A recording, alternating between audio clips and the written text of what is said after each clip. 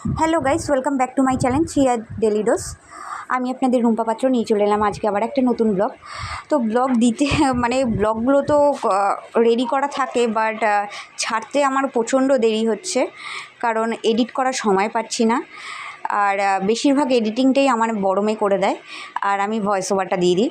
তো এখানে দেখো, মেয়েকে আমি রেডি করে দিচ্ছি, টিফিনটা রেডি করে দিলাম। আজকে এই গরমের ছুটি পড়ে যাবে ওদের দুই বোনের। তো এখানে ছোটো মেয়ে তো স্কুলে যায়নি, প্রচণ্ড গরম পড়েছে, ওর জন্য শরীর খারাপ করছে, তাই ও যেতে চায়নি। তো এইখানে দেখো, আমি এখানে রান্নাটা চাপিয়ে দিলাম। গরমের মধ্যে মানে 2 সেকেন্ডও আগুনের কাছে দাঁড়ানো যাচ্ছে না, তা সত্ত্বেও এরকম করে রান্না করতে হচ্ছে। মানে এতটাই কষ্ট হচ্ছে গরমের মধ্যে, কিছু করার নেই, করতে তো হবেই ফ্যামিলির জন্য। নিজে না খাই তো বাচ্চা দুটো আর মার জন্য তো করতেই হবে। গরমে পারছি না, জাস্ট ঘেমে চান হয়ে যাচ্ছি, এরকমই অবস্থা হচ্ছে, তা সত্ত্বেও করতে হবে। আর গরমটা এবার খুবই পড়েছে, একদমই কিছু খেতে পাচ্ছি না। তো সেঙ্কা বেশি কিছু করিনি, উচ্ছে আলু ভাজা করেছি আর চিকেনটা করেছি, তাও আবার বেশি চিকেন দিইনি, দেখতেই পাচ্ছ আমি কম করেই দিয়েছি, শুধু এবেলার জন্য, মানে লাঞ্চে। রাত্রে অন্য কিছু খেয়ে নেব। মানে কিচ্ছু খাওয়া যাচ্ছে না, জাস্ট এত গরমে শুধু শুধু বেকার বেকার মানে ঘাম ছড়িয়ে রান্না করছি গরমের মধ্যে, শরীরটাও খারাপ হচ্ছে, আর এদিকে খাচ্ছিও না আমরা খাবারটা। তো ওর জন্য আর বেশি কিছু রান্না করিনি, এই রান্না করেছি দুপুরবেলা। আর একটু আমের টক করেছি। আমের টকটা আমি রেগুলারই করছি, কারণ কিছু দিয়ে খাই চাই না খাই, এবার টকটা দিয়ে খেয়ে উঠে যেতে পারি। তো চলো, তোমরাও ব্লগটা দেখতে থাকো, আমিও রান্নাটা কমপ্লিট করে নিই। তো এখানে আমি বেশি কিছু না, বেশি মশলা দিইনি, আমি একদম কম মশলায় রান্না করি। আর হচ্ছে তোমার আদা বাটা, রসুন বাটা, পেঁয়াজ, টমেটোটা বেটে দিই, আর গোটা জিরে বেটে দিই। আর কিছুই না। Hello guys, welcome back to my channel Shriya daily dose. আমি আপনাদের মুখপাত্র নিয়ে চলে এলাম আবার আজকে একটা নতুন ব্লগ। এই যে লাঞ্চ করতে বসেছি, একটু ঘুমিয়েছিলাম, মেয়েকে তো ছোটো মেয়ে স্কুল থেকে এলে ওকে ভাত খাইয়ে ঘুম পাড়িয়ে দিই। আর বড় মেয়েটা এখনও আসেনি, চলে আসবে স্কুল থেকে, দেরি করেই খেতে বসি।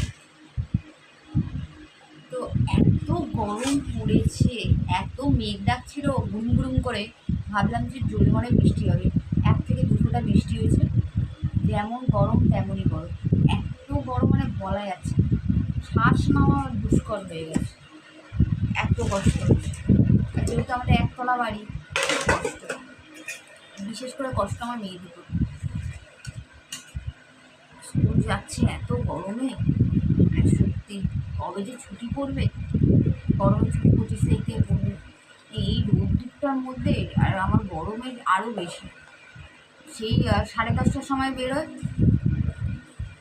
সেই 5:40-এ ঢুকে। তো দেখো, আজকে মেনু হচ্ছে এই যে গরম গরম ভাত, বেশি কিছু গরম রান্না করিনি, আগুনের কাছে দাঁড়ানোই যাচ্ছে না। উচ্ছে আলু ভাজা, এই গরমে তিতাটা আমি করে আমরা খাই, আর আমি মেয়েদেরও খাওয়ানোর চেষ্টা করি। আর করেছি হচ্ছে দেখো, এই যে লাল লাল মাটনের ঝোল, ঝোল করেছি, আলু দিইনি, আলুটা কেউ একটা খেতে চায় না, তার জন্য আলু দিইনি। আর হচ্ছে আমের টকটা তো রয়েছেই, আর হচ্ছে কালকে যে মাছের টক করেছিলাম আমুদি মাছের সবজি দিয়ে, সেই টকটাও আছে, ওটাই রয়েছে, ব্যাস, ওর জন্য আর কিছু করিনি। তো চলো লাঞ্চটা করে নেওয়া যাক, লাঞ্চ করার পর তোমাদের সাথে আবার দেখা হচ্ছে। 2000 years later.